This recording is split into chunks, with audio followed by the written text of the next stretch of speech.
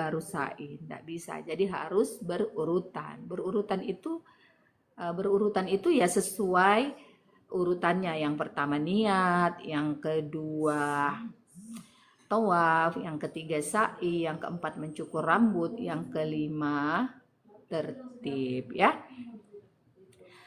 Setelah tawaf, ketika kita tawaf dari Hajar Aswad kembali ke Hajar Aswad, itu berarti itu hitungannya satu ya. Nah, apa yang dibaca? Bacaan khusus itu tidak ada. Yang ada hanya zikir, subhanallah walhamdulillah wala ilaha illallah wallahu akbar wala haula wala quwata illa billah. Nah, sampai di rukun yamani kita rubah doanya menjadi rabbana atina fid dunya hasanah wa fil akhirati hasanah wa qina adzabannar.